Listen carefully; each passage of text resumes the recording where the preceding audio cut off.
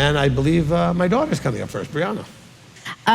Okay, so starting with at the beginning in 1 Timothy 3:3, when you talked about no lover of silver or money, I kind of wrote out this thing, and I feel like it kind of connects like the purpose of the cognitive functions and learning yourself and all that. So I'm going to read it if that's okay.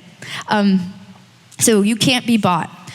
How strong are your roots and values?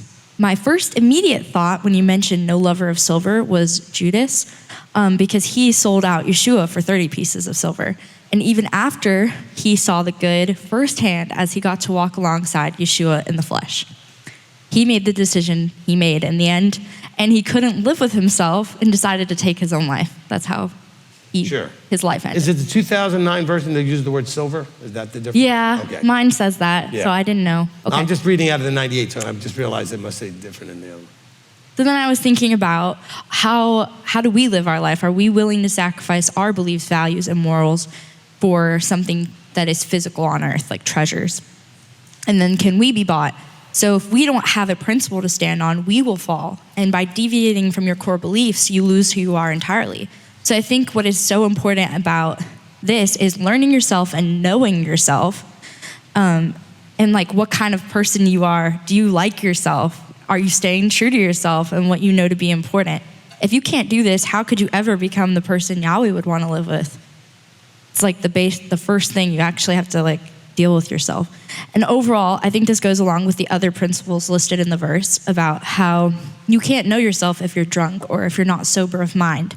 So you have to learn to live in these uncomfortable moments. You can't hear your inner thoughts if you don't sit in silence every once in a while. Pain is temporary and worth every miserable second when the end result is becoming the most elevated version of yourself to ultimately look and act as Yeshua. That's kind of what I wrote. Perfect.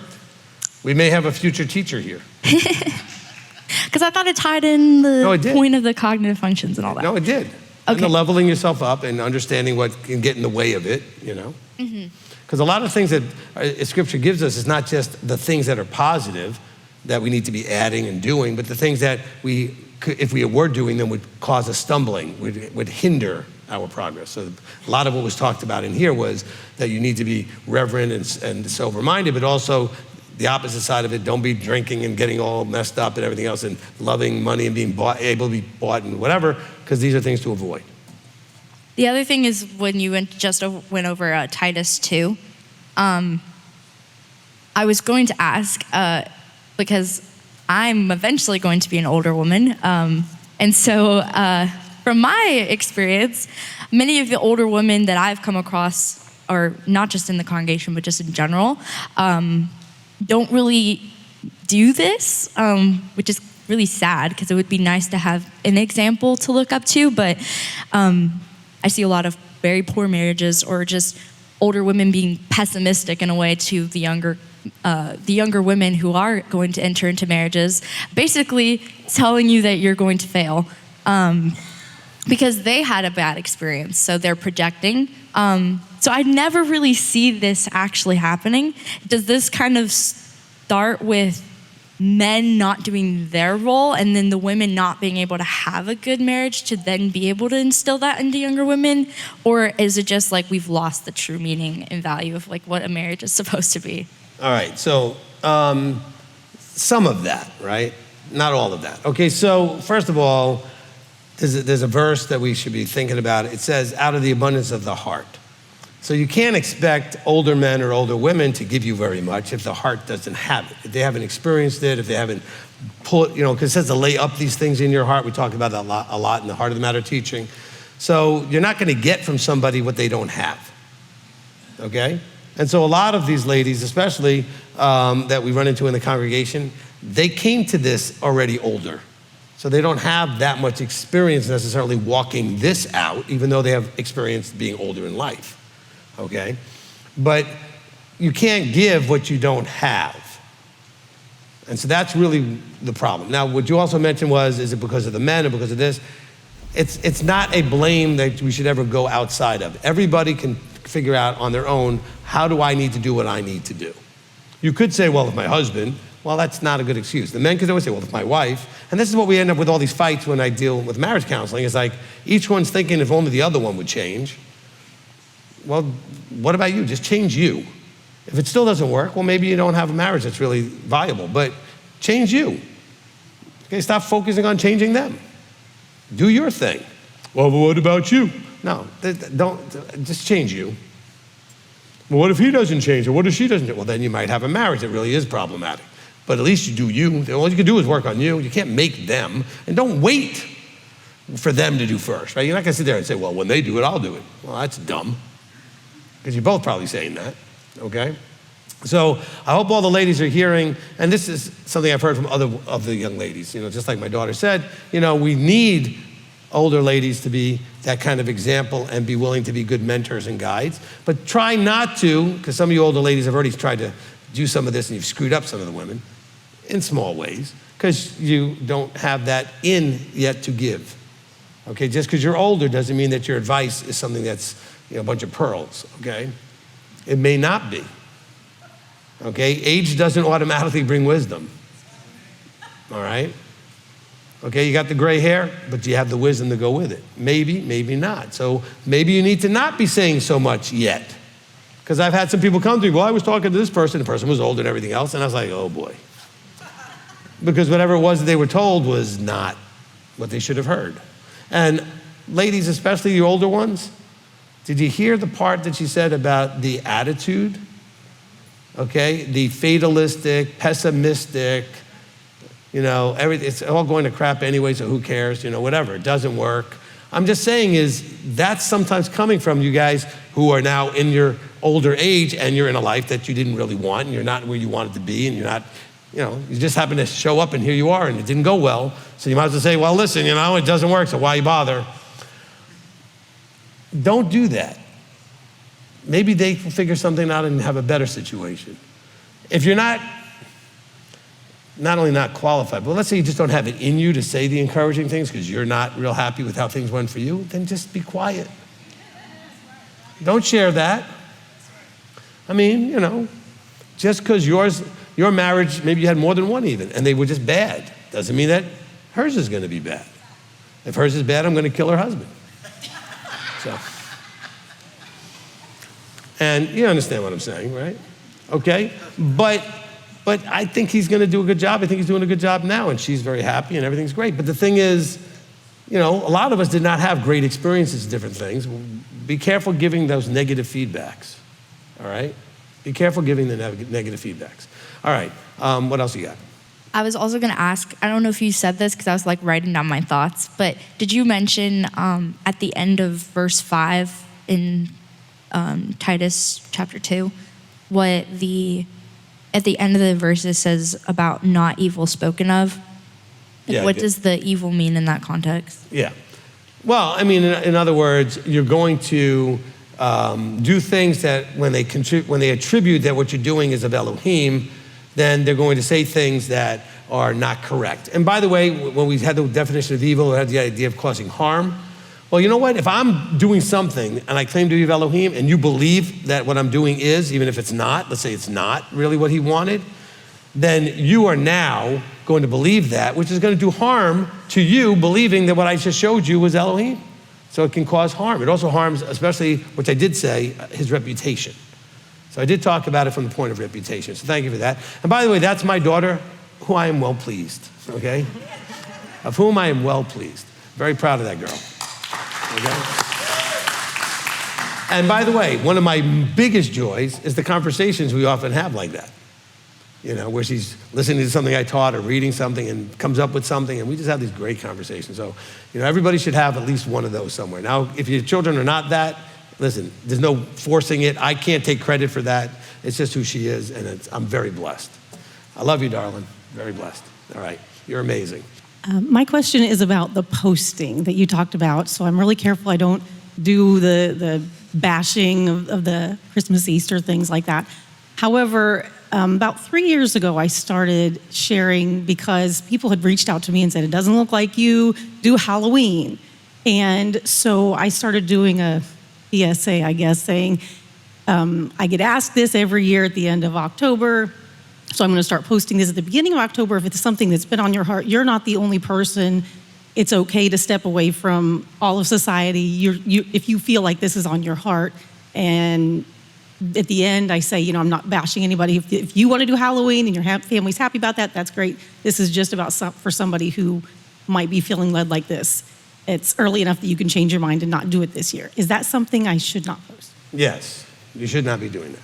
Okay, because again, you're trying to influence and saying it, whatever. I would simply, the 3 people that might actually reach out to you, just answer them and say, well, look, my family made a decision that we don't think this is something we need to be doing, right? I don't need to make the public post. If they're going to make a decision, they're going to make a decision because they realize it's just not scripturally appropriate, it's not Yahweh appropriate, it's not creator appropriate, whatever. But you're a little like, this is, what it's like? It felt like to me? It felt like the churches when they try to say, to get the altar call, don't let your buddy influence you or your family member influence you, come on, you can get up. And see, you're trying to encourage them to do something that if they really wanted to do it, they'd have done it, okay? Which I've been in those places where they do these altar calls. I don't get any of that begging stuff. If somebody, in my opinion, and we don't do altar calls, that whole thing is whatever. But let's just assume for a second that it was an appropriate thing. I would think that if somebody wanted to do that, they'd jump out of their seat as soon as the offer was made. Why would you have to ask more than once? Why would you have to beg? Why would you have to encourage? Why would you have to cajole? Well, that seems like dumb, okay? But then I realized what they were really doing. Okay, I've told the story before, I'll tell it real quickly here. So I was at many years ago, a Christian concert, right? Had a bunch of bands singing, popular bands like, For Him and the rest of those guys that you might know back in the day, all right? And the lead singer for that group got up there and said, we're going to be doing an altar call, okay? So actually, no, before that, said, any youth leaders in the room, come into the backstage. So my wife and I are sitting there, and I get up and she goes, where are you going? I said, I want to know what they're doing. So that's just me. Wasn't leading any youth groups or anything else. I just wanted to know what they were doing. So I got up and I went to the back to see what was going on. And the lead singer says, look, this is what I learned about altar calls. He said, we're about to do an altar call, and we're going to station some of you guys around the room because these kids that are going to get up, it's mostly young people in the room. We were the oldest people there.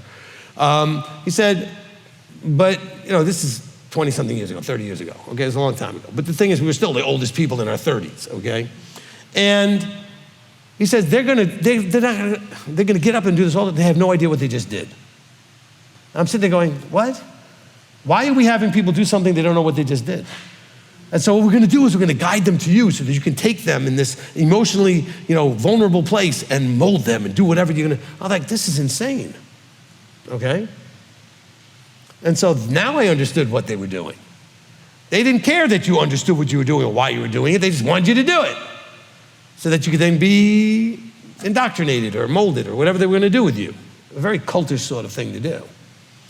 And then my wife started to, when I got back and told her what was going on, she saw this look on my face, and it was the look of, I'm going to stand up and from the top of my lungs tell them not to do it. And she looked at me like, oh, we're going to get thrown out and arrested. Now, I didn't, but it wasn't easy. I literally was going to stand up like a prophet of old and say, don't do it! Stop this right now. Okay? But I'm just saying is that's what your posts kind of sounded like to me. If you were leaning in this direction, I want to encourage you that maybe this is the year you stop keeping this thing. No, let's not do that. I just wanted to... I had a thought when you were talking about people being new and teaching and all that. So back in the day, when I first started coming out of Christianity, the people that I was fellowshipping with, we started a congregation. And then we were introduced to Hebrew roots. Somebody came to our service or whatever that was a Hebrew roots person, and they started talking about the cultural part of the New Testament, which we had no idea because we were looking at the Bible through 21st century American eyes. And We realized that there was history and culture, et cetera, that we knew nothing about in order to really understand the Bible in context. So we disbanded the church. Yeah, so that's what we did. We realized that we weren't qualified, and we disbanded the church. So, Well, hold on a second. So I'm proud of the decision to do that, because I've seen way too many churches that just try to switch over, just move everybody to Saturday and still basically teaching the same doctrinal understandings, but on Saturday, okay? Because when I was in Atlanta, pretty much just about starting into ministry, I was just about getting there, there was a group in Rome, which is just north of Atlanta, that I found out had just switched, to Saturday from Sunday, but essentially they were just teaching everything, the same thing they taught on Sunday, just doing it on Saturday. Because I'd rather them just disband and say, we don't know what we're talking about right now, let's just figure this out and start from scratch. Let's go find somebody that knows what they're talking about, let them lead. But the person with the mic doesn't put down the mic. We had this problem, I won't mention him, but there was a guy who was very popular a little while back, still back on YouTube now and everything else, who did the same thing. He became very popular in the Messianic, Hebrew roots, whatever. Okay, now he's teaching Christian roots. He claimed he'd been Messianic for all these years. The truth was he was Christian and a pastor for all those years, and then he'd only been 5 minutes, now switched over. But he's so used to the mic, he didn't want to put the mic down. So I think that was a good decision you guys made. Oh, I made a note about what you were saying about the new people. When people do call the ministry and they want to visit, I do ask them if they've been following on YouTube or anything. And if they say no, I try to encourage them to watch like a Sabbath service or something like that first, because sometimes they want to come to a Sabbath service, and I encourage them to watch one first so they see what they're getting into, Right, like in understanding that it's 4 hours long. Yeah. But nowadays, people can register online without knowing. But I think what I'm going to do, since you mentioned that, and it didn't occur to me, is to, if I see a new name, maybe ask them if they've been following, and then maybe we can talk about what you would recommend to have them watch or something, so that they can have an idea. It hasn't happened in a way that I'm aware of very much, but years ago when we were a much smaller group, we would go to this, like I said, the Mountain Lake Ranch, where we would go to this property for Sukkot and unleavened bread, and it'd only be like 120 of us. I mean, it was a smaller group. We've had occasions where people came that really didn't understand us and got pretty upset with some of the things that were happening or were taught or whatever, and ended up walking out or whatever. Especially the one year when I taught Beware False Prophets. It was my first time teaching it back in ministry, back in 2012 maybe.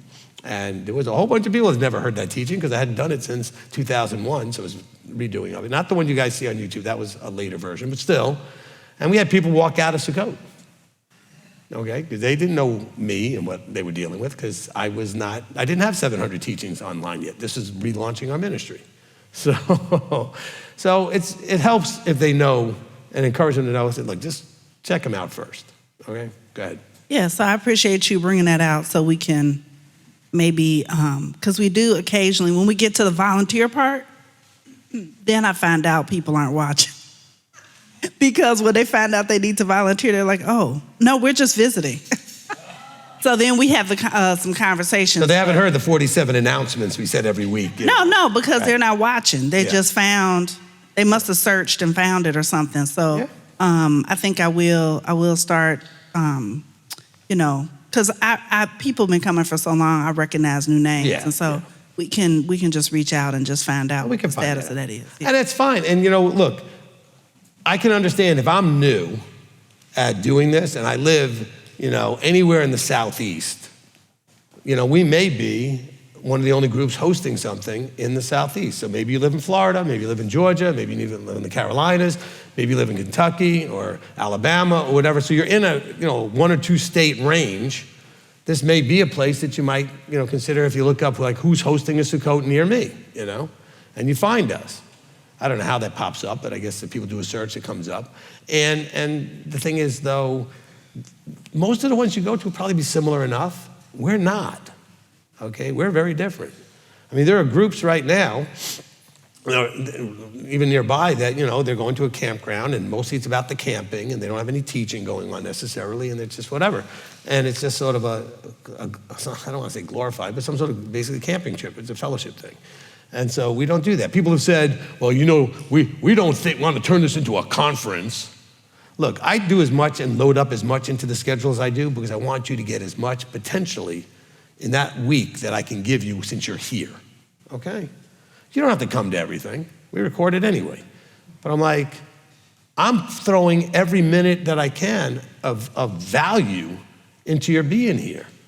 Well, what about fellowship? There's tons of time for that. Go out to dinner together, go out to lunch together, the whole nights are always, I don't do anything at night, okay? Go spend time together.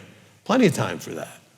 But this is my view on it. If you're gonna come all the way here, I'm gonna fill that with everything that could possibly be of value to you in that amount of time, all right? You know what's really funny also? There are other groups that aren't even having services today because after all, they're tired after their week is over and, but they're not having services today.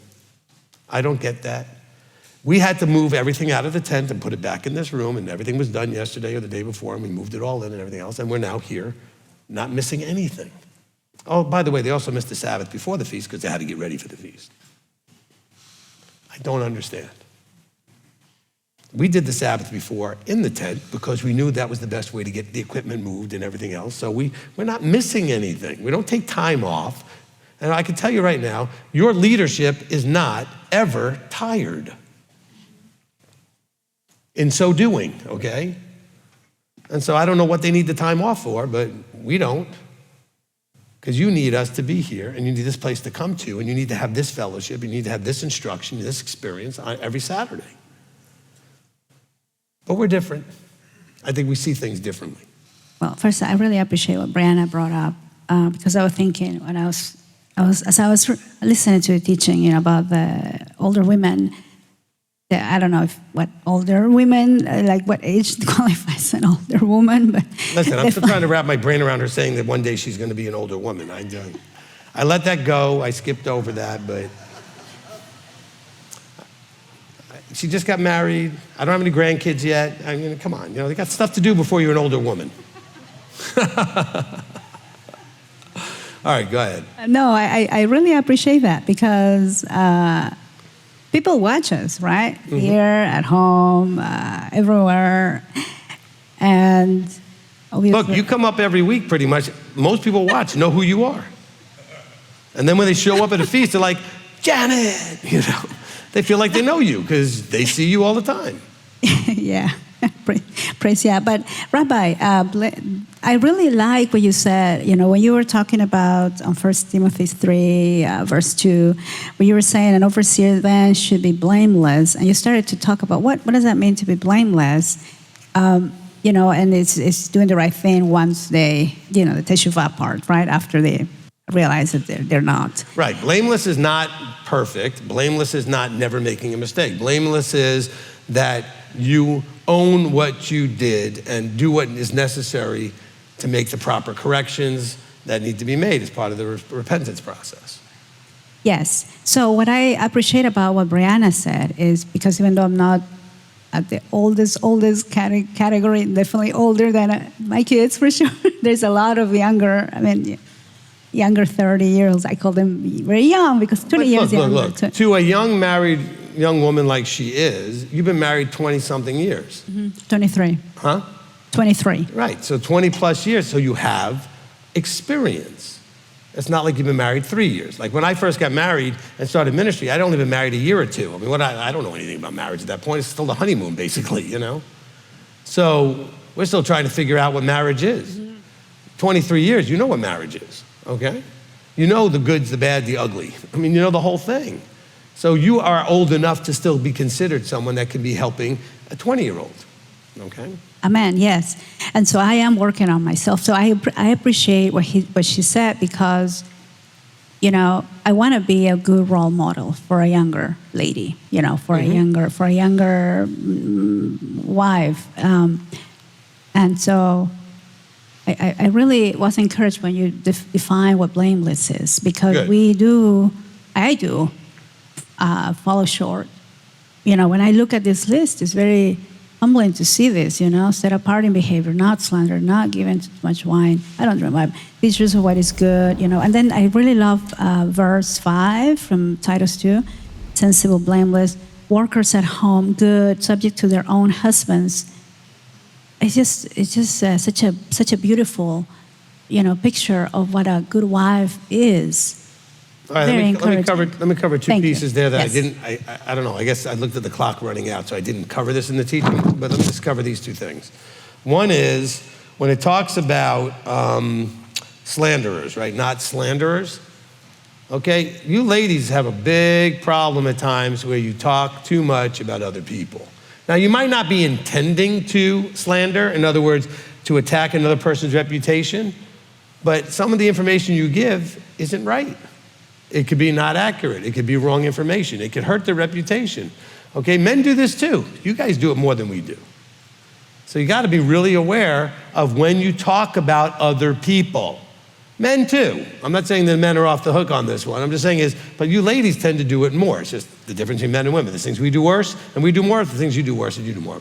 That's why it's listed here as one of the things that ladies need to watch out for. Don't be talking about other people the way you do. Especially when you say, well, did you see so-and-so did this? Did you hear that? Did you see what they were wearing? Oh my gosh, stop doing that, right? Stop talking negatively about other people. That's something we have to really be careful with. Then the other thing is said something about working at home, right?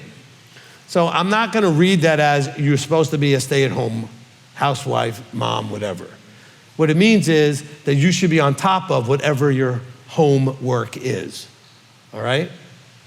That your home, your part of that and your role in that, you got that covered, okay? And you can do that and work. You can do that and have no children, you can do that with children. I'm just saying is, ladies, you have a thing about your home, okay? So that was, I just want to make sure that it's not something people say, oh, so it's picking on women with careers and stuff. No, it isn't. But if you're married, because talking to married women, it says your home, don't neglect your home. Make sure that you've got that handled. Okay, go ahead. And I really appreciate what you just said, the correction that you sent, because as a woman, I can see why we were called to not be slanderers, and I was actually talking to my husband about this morning, like defining what's judging. You've talked about that, judgment versus judging and all that, right? Because probably that's the weak area that we women need to work on, and not just on sharing things that we shouldn't be sharing, but also not listening and not becoming like a body to, what I'm saying, to maybe somebody who wants to vent, but maybe they're sharing too much. Right. We have to have all those boundaries in place as well. Look, for the people that didn't like the colors and the personality and the cognitive functions, let me bring some of it in here, okay? Ladies, not your fault, but I think the Creator gave you guys more blue. I think the men were supposed to be red from the original design, and women, ladies, blue. Because the red personality is more the protector, provider, get results, whatever it is type of thing, take charge. And the ladies are much more relational, okay? But ladies also, in their relational, can often take a little bit of information. Now we're going to deal with some of the cognitive functions. If you have a J, especially at the end of your letters, you tend to take not enough information before you make a decision or jump to a conclusion, okay? And a lot of the ladies have those J's, okay? Now guys can have this too. I'm just saying, just think about some of the general things that are more often the women than the men. Now, there's a lot of things that are problematic that are way more often the men than the women, okay? Okay? So just understand that there's not just saying the women bad, this, that, whatever. No, this thing we're talking about is specifically much more often the women than it is the men. There's other things that's much more often the men than the women, okay?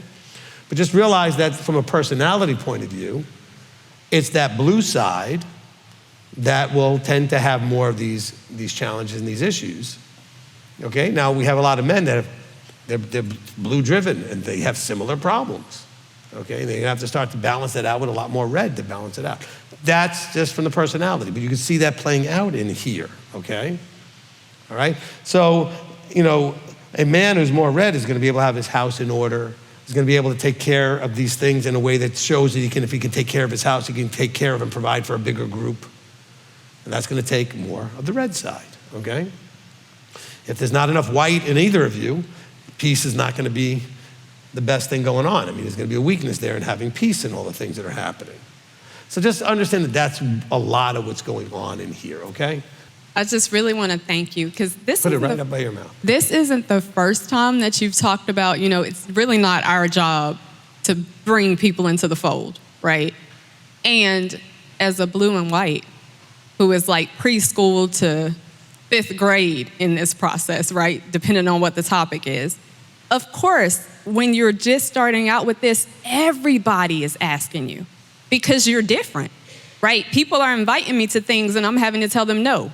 People are asking me, hey, what are you doing Friday night? What are you doing Saturday? And I'm having it's Shabbat, So I'm having to explain things. And as you're talking, I'm going, well, how do I do that? I'm so blue, I don't want to hurt anybody's feelings. But then it dawned on me, the more I listen to you, the more I'm thinking, I've had conversations where I've been able to tell people, this is my belief.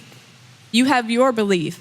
My job, it's not my responsibility to try to convince you of my belief. Our role, and you can help me process whether or not this is a good way to think about it and a good way for all of us to kind of land. Our role is to walk this out, be examples. We don't have to go telling people, come over here with us, because they're gonna see us. They're gonna see what we're doing. They're gonna see the blessings we have because of our covenant and that we're actually obeying and we're keeping the commandments. And then they're gonna be like, ooh, I want what they got. Let me go and figure out how I can do what they do. Would that be a good way to kind of? That's very good. Now, the only other thing that I would say is, okay, number one, all of you need to understand this. There's no way to not hurt anybody's feelings. Now, wait, let me be clear though. You can avoid hurting everybody's feelings, and if you do that, you'll hurt your own. So you're still gonna end up hurting somebody's feelings. There's no way to never hurt somebody's feelings, because you can't control what's gonna bother them or not, okay? And so just understand, if you do all of your effort to not hurt somebody's feelings, you're gonna hurt your own. Okay, so you can't avoid that. What you can do is try to package it as gently as you can, okay? And be as respectful as you can and as understanding as you can. But just realize that you can't do that. Now, as far as, this idea of drawing people, no, we can't draw people. And the blue side really has a challenge with it from a different perspective, is that if you know that if they don't do this, then things can go wrong for them, blues want nothing ever to go wrong. So if I know that you're not knowing this is leading you into all kinds of issues and problems, I need to help rescue you out of all of that, prevent those bad things from happening. They have to happen, okay? If they don't know, they don't know. Okay, you can't just give them the information, all of a sudden they're gonna just embrace it and it's gonna make any difference.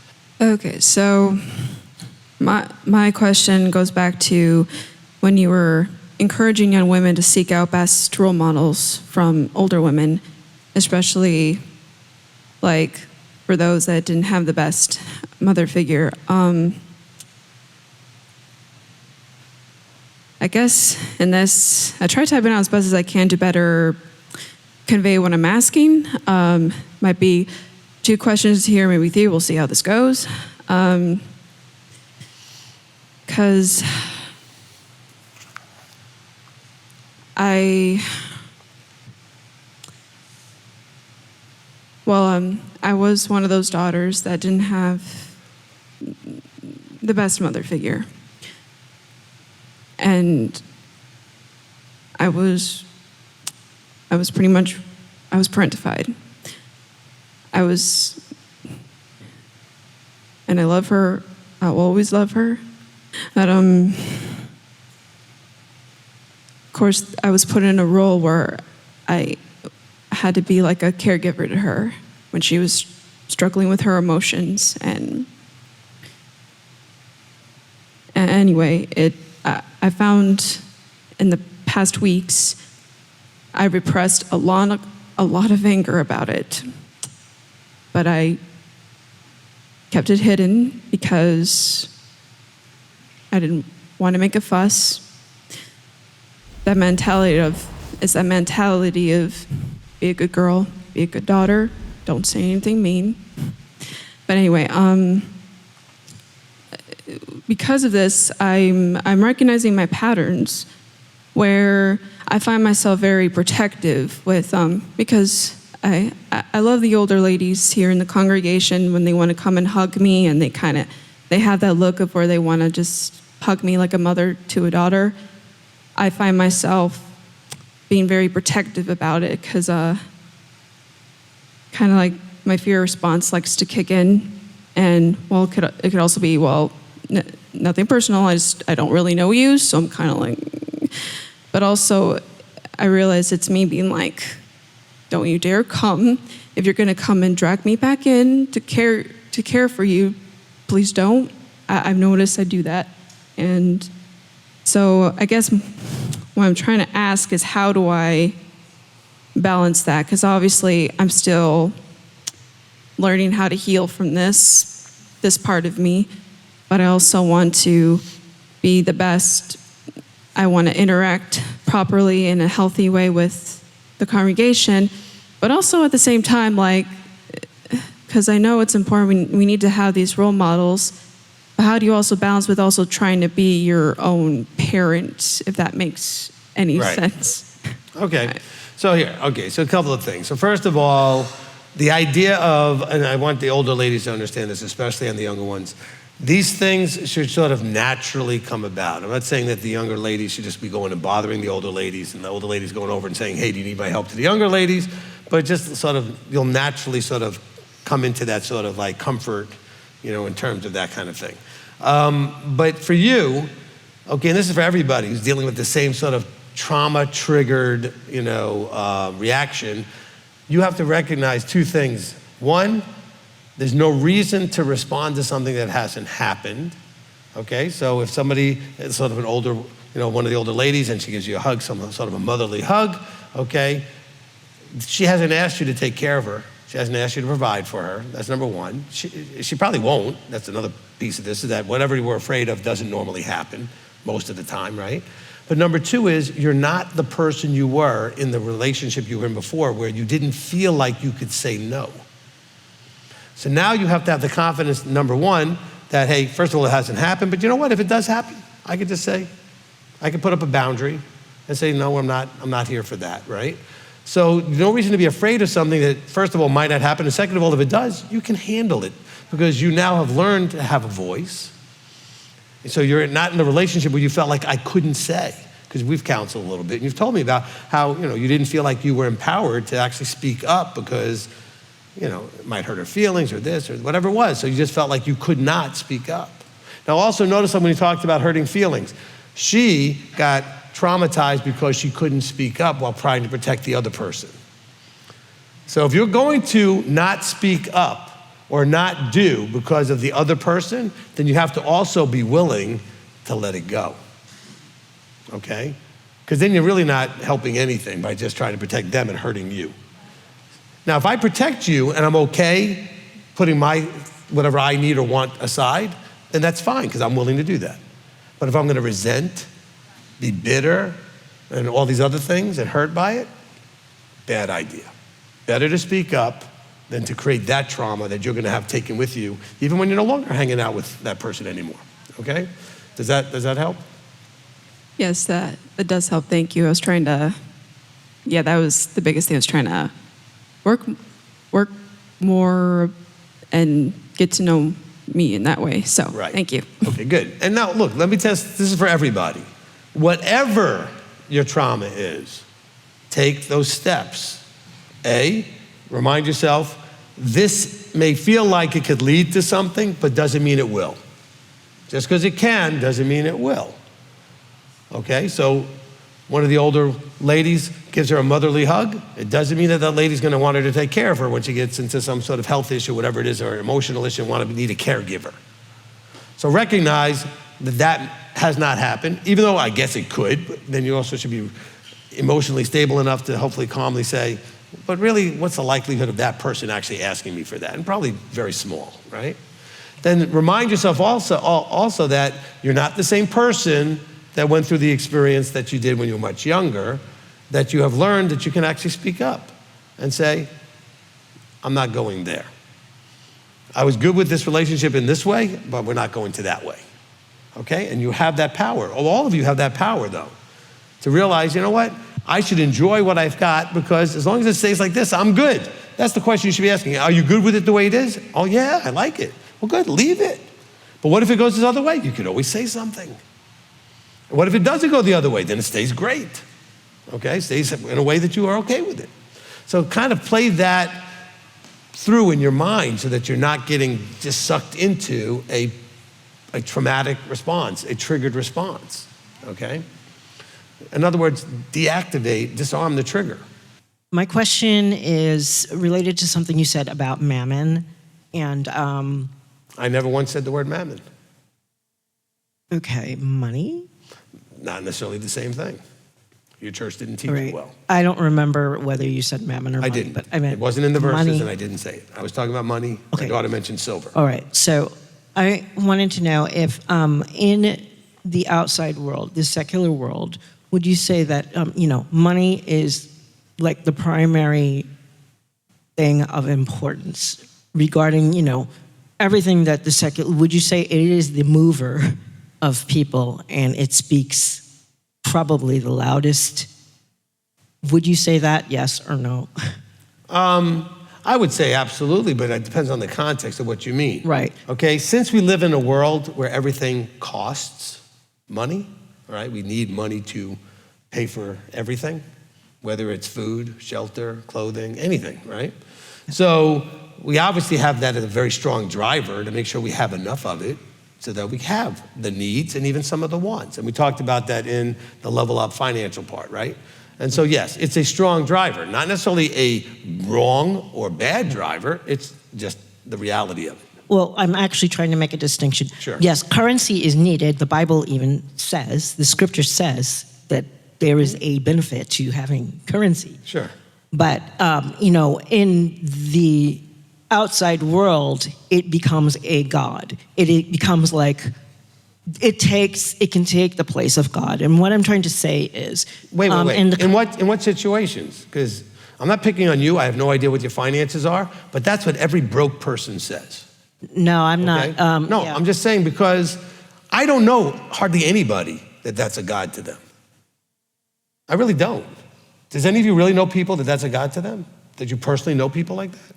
Well, See, but people say these things, but they're just not true.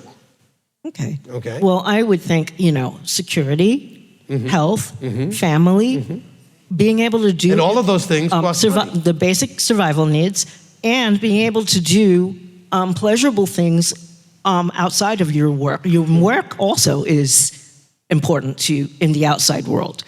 And But all I'm of those saying things, all of those things are money. Right, all of those things kind of they're enabled through currency, and then because that is a perverted world, there are those that say, in order for me to do all these things, money is the thing that becomes the god. But let's get back. I really don't know anybody like that. All right, let's get back to your Okay, talk. now there are people that I've heard of that will neglect their family because rather than spend time with family, all I'm going to do is keep pursuing more and more money. Okay? So I guess there are people that are obsessing on this love of just getting more and more. And there are a few people out there. Most people I know don't have enough. When I say most, like 99%. So none of them have this problem. The only way to have this problem is when you have more than enough and you still keep chasing it. So where I'm leading is, I just wanted to know, within the kingdom, as set apart, and not in HaSatan's kingdom, what would you say the primary currency of the kingdom is? Would you say it is, like, and if we're wearing a garment that is supposed to look like Yeshua, and walking in his ways, would you call that the primary currency of the kingdom, or do you think there is a currency of the kingdom? Well, see, I think you're using completely wrong terms, okay? Currency is something that is spent. You're not describing anything that is spent. You're describing a result, like a garment is a result. It's not a currency. It's a result. So maybe I'm looking at things wrongly, but I'm saying, what would you say is of the primary importance to, like, the most important thing to a set-apart believer who is seeking to follow Torah? Okay, you're not going to like my answer probably, but it's doing what is needed. Okay. That would include, for example, your family and relationships. It would include your health. It would include your finances. It would include your spiritual walk. It would include all the 7 areas. The ability to do what's needed. Some of you need to focus more of your attention on your money because that's what the biggest problem is in your life is you don't have enough. Now, I'm not saying make it a God. I'm just saying figure out the problem and fix it by giving it the right amount of attention. All right. You succeeded in answering my question. I do like the answer, actually. Good. Okay. Thanks. You're welcome. Okay? Look, I just want you to know, and again, it may be not your problem at all, but a lot of people will talk negatively about, well, this pursuit of money or this whole thing, and you know what? They're all broke people who don't have any. Okay? There's only a small percentage of people in the world with this actual problem. Okay? There's 2 problems. One is they have enough, but it's not enough. And so they obsess on more and more and more and more. He who dies with the most toys wins, okay? That's a problem.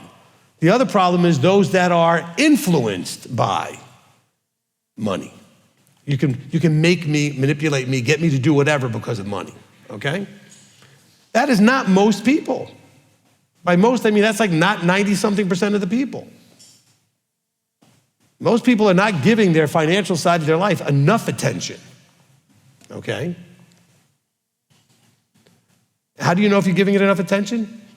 Do you have all of your needs and some of your wants? Do you have enough money to make it through a month of your normal whatever? Then it doesn't probably need it that much attention.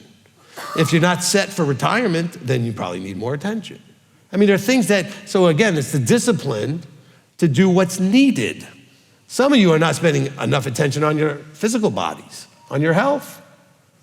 You just eat, sleep, whatever, do this, do that, whatever. You're just kind of existing and going and doing whatever, but you're not thinking about what is it doing to my health? What's it gonna mean to me when I'm 20 years older than now? Where am I gonna be when I'm in my 70s if I keep doing what I'm doing now? You're not giving most of these areas of your life enough attention. That's what I taught you during the feast, okay? So you have to give, a lot of your relationships are just not where they need to be. You know why? You're not giving them enough attention, okay? So what does it look like? It looks like doing what's needed and giving what's needed the right amount of attention, okay? So whatever's not functioning well in your life needs more attention, okay? Attention doesn't necessarily mean more time. Maybe it needs enough attention so you can be much more effective with the time you're using, okay? So I'm not saying it needs more time. It certainly needs more attention, okay? Right now, knowing the season we're going into, where people tend to get under the weather and colds and all this other stuff, flus and everything else, you should be paying attention to what you're doing with your body and your health, what you're eating, what you're drinking, how much sleep you're getting, whether you're washing your hands. You gotta give it more attention, okay? If your bills are, you have more month at the end of the money, you better give your finances some attention or it's gonna really blow up on you. Health, wealth, relationships, all these things that you don't give attention, mental health, emotional stuff, they will blow up on you if they're not given attention. Because one way or the other, your body and your world is gonna get your attention, okay? When it really goes, you're gonna have to give it attention. Why wait? From Rachel Espino, and Titus 2:6 follows the passage about older women and how they should train younger women, but the way it is written almost seems to say that women are to train the young men. Is this for children, or is it just a delayed reference of training? No. Remember, you got to remember the subject of the comments, okay? The subject is Titus. Shaul is talking to Titus. He says, in verse 1 of chapter 2, but you speak what is fitting for sound teaching. And so the older men are to do this, okay? And the older women are to do this, and likewise, the younger men are supposed to do this. He's just talking to each group, okay? But he's talking to Titus. He's not talking to the ladies about what they need to do. Look, when he talked to the older men first, he wasn't saying the older men need to do this to the ladies. He's saying, older men, this is what you need to do. Older ladies, this is what you need to do. Young men, likewise, you need to do this too. Okay, next. All right, from Olivia Dearth, it's a two-parter in 1 Timothy 3:3. Will you talk about what it means to be gentle? I feel like Christianity made being gentle as soft, but Scripture seems to imply there is strength and control with this. Like when Yeshua says, you would possess no authority against me if it were not given from above, from John 19:11. This was gentle to me and had authority or power. Please straighten me out. Okay, so I think gentle is an intention, all right? I can speak to you very strongly.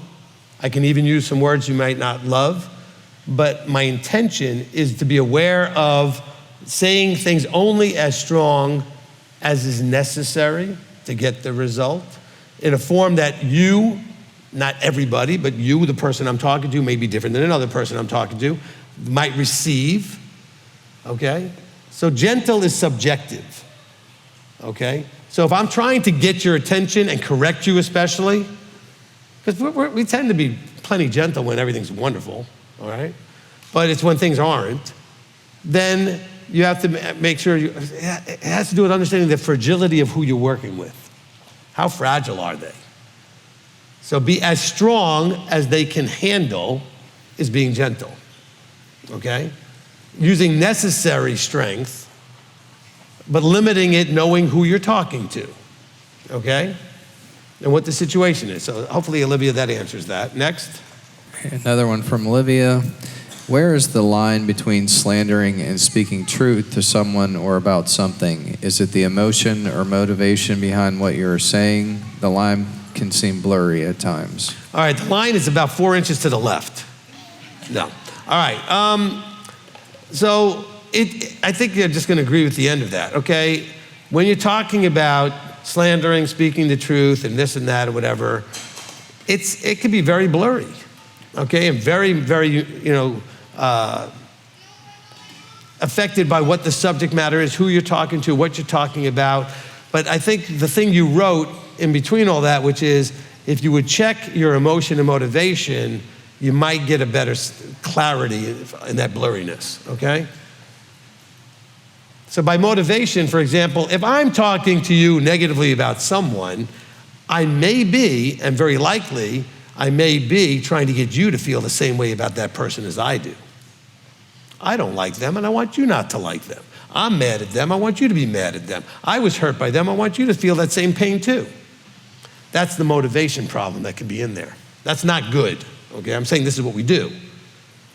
So that could be more of a slandering than anything else, all right? So speaking the truth, it really has to do with the relationship of who you're talking to. For example, you're talking to me or elder, and you're counseling. And in that counseling, you may need to talk about a situation with somebody else. Maybe a husband or wife, it could be a child, it could be somebody else in the congregation or whatever. And I'll always say to you, you need to tell me who it is and what's going on, because that way I can help you. It's not because I'm being nosy. I may know something about them that you don't know that might help the situation, okay? But that's speaking truth as you understand it. Let's be careful that truth is very, very much, when we're speaking it, if it's just coming out of our opinions, it's subjective. Okay, truth, if I'm reading a word out of here and it's what it says is what it says, that's objective truth. But if I'm trying to explain to you what it means and what it's trying to say, that's subjective truth. Okay? I'm making an attempt to get it right, but who knows, right? So if my emotion, okay, is not to cause harm or not to do anything like that, then I can still be slandering, or still not just so much slandering, but I could be doing lashon hara, speaking something that would embarrass the other person. It depends on who I'm speaking to, okay? If you're having a real problem and you talk to your spouse with somebody, your problem isn't your spouse, you're having a problem with somebody else, you can tell your spouse and should be able to tell your spouse anything. Because you have to have somebody you can vent to. Maybe you have that best friend that you can vent. Because I really would rather some of this venting happen with best friends and not spouses, all right? Because they don't really need to hear all that. Men, you don't need to do that to your wives. Wives, you don't need to do that to your husbands. Okay, but with the understanding that you're my best friend, I'm venting, I don't want you to feel anything about this person, I don't want you to think, I just need to vent, okay? So hopefully, Olivia, that answered your question, and it puts us right at 5:30. So do we have anything else that was urgent, John? We have one last one. All right, throw it out. It's from Susie Smith. What is a woman's purpose/role who has never married or had children and works in a career? All right, so there's more information I need, and so I'll give you an answer that handles it either way. So first of all, if you're not intending to get married is one scenario, and if you are intending or desiring to get married, it's another scenario, okay? If you're intending to get married, then becoming, as well as doing whatever you're doing already, becoming the best potential spouse that you can be if Abba was to provide you with that man to marry, okay? And as far as if you're not intending to get married, then you should just be doing the things to personally develop into Yeshua the best you can while providing for yourself, which sounds like what you're doing. You're working in a career, you don't have any children, you don't have a spouse, and so what is your role? Your role is to transform into the image of Yeshua, okay? And you can do that single, married, with or without children, etc., okay? So those things are not really relevant to the main point. The main point is you're developing into Him. You get to practice things that you don't get to practice if you're married, if you're not married. There are things you get to practice if you're married. The things you get to practice if you're a parent that you don't get to practice if you're not a parent, okay? So there are some things that you won't get to do quite the same. It doesn't change your role. Your role, all of our roles is one role, to take what He's given us and be a good steward of it as we transform and grow into Him. That's our role, okay? Now, while we're doing that role, you could be a husband, you might get to be a wife, you might get to be a parent, you might get to be whatever. I mean, you have things that may happen. Look, some of you don't have a sibling experience. You were the only child. So there's some experiences you just haven't had. That doesn't change that in that experience that you have had, your role is the same, to maximize your stewardship of whatever this is, you, okay? Turn it into something. And He also wants to see the kind of decisions you make and what kinds of things that you're, interested in, and just He's learning about you. And He can learn that while you're married or not married, single or whatever. It doesn't matter, okay? So hopefully that answered that question. All right, well, thank you, everyone.